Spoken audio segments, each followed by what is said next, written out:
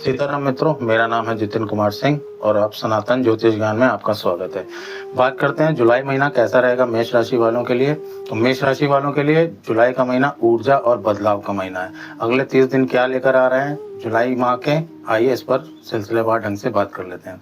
तो मेष राशि यानी आपकी राशि का तत्व है फायर यानी अग्नि, और ये आग आपके जीवन में यानी इस माह पर आपके जीवन में पूर्णता दिखाई दे रही है। पहला आपकी वाणी से और दूसरा आपकी जल्दबाजी से। पहले ये समझिए कि इस महीने जो भी आप बोलेंगे उसका प्रभाव आपके चौतरफा जीवन पर पड़ेगा, यानी चौतरफा आपके जीवन में दिखाई देगा। मंगल आपके सेकंड हाउस में बैठे हुए हैं और आपकी वाणी को कंट्रोल कर रहे हैं, क्योंकि दूसरा भाव वाणी का भाव भी होता है और तीसरा साथ साथ धन का भाव भी होता है। अब मंगल है सेनापति ग्रहों के और दोनों हाथ में तलवार लेकर चलते हैं, यानी कि इस समय पर आपकी वाणी भी तलवार जैसी तीखी हो जाएगी। आपकी वाणी में तानों का तीखापन होगा। आप सरकास्टिकली ज़्यादा कमेंट करेंगे लोगों पर, जिससे आपके बने बनाए रिश्तों पर प्रभाव पड़ता हुआ दिखाई दे रहा है। आपके बने बनाए काम खराब होते हुए दिखाई दे रहे हैं। आपके लिए सबसे बड़ी प्रॉब्लम यह है मेष राशि वालों कि आपको गुस्सा बहुत तेज आता है और वो ठंडा भी बहुत जल्दी हो जाता है। लेकिन इस गुस्सा आने और ठंडे होने के बीच में काम आपका खराब हो चुका होता है। आप बहुत से लोगों के दिल दुखा चुके होते हैं। तो इस महीने आपको सोच समझ कर बोलना है। इस महीने लंबी छलांगे मत मारिए, स्लो एंड स्टडी चलिए। पुराने कामों को ही कंटिन्यू रखें।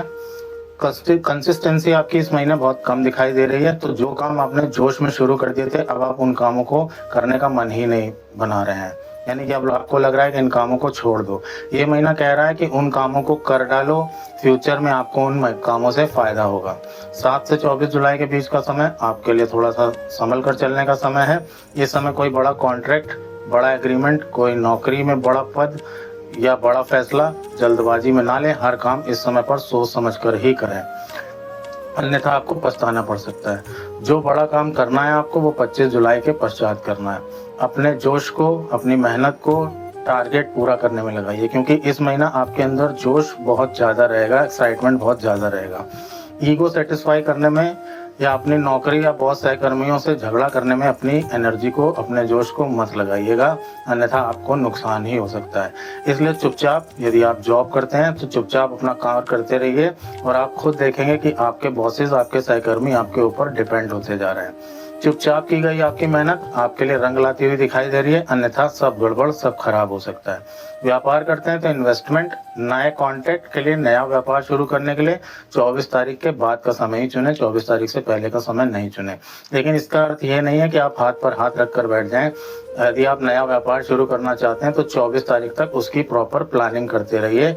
यह समय प्लानिंग करने के लिए अच्छा है और 24 के बाद उसको कार्य को शुरू कर दीजिए। आप जो भी प्लानिंग करेंगे वो प्लानिंग आपकी अगस्त और सितंबर जब आएंगे तब आपके बहुत ज़्यादा काम आने वाली है, क्योंकि अगस्त और सितंबर आपके लिए बहुत बेहतर समय लेकर आ रहे हैं और इस समय पर कई ऐसे योग भी बनेंगे जो आपके पास में की गई मेहनत को सफल करेंगे। आपके ऊपर खर्चे भी आते हुए दिखाई दे रहे हैं, लेकिन ऐसे खर्चे नहीं आते हुए दिखाई दे रहे हैं। आपके ऊपर जिम्मेदारी भरे खर्चे आते हुए दिखाई दे रहे हैं। जैसे घर में कोई रेनोवेशन का काम करा दिया, घर में कोई चीज़ टूट फूट हो गई, नया इलेक्ट्रॉनिक इक्विपमेंट खरीद लिया, या कोई घर में बीमार है तो उसकी बीमारी में पैसा खर्चा हो गया। इस तरह के खर्चे आपके दिखाई देते रहते हैं। लेकिन आपको सावधानी ये रखनी है कि दिखावे में कोई भी पैसा खर्चा ना करें, अन्यथा परेशानी हो सकती है आपको। और अपनी ईगो को सेटिस्फाई करने के लिए तो बिल्कुल भी कोई भी खर्चा ना करें।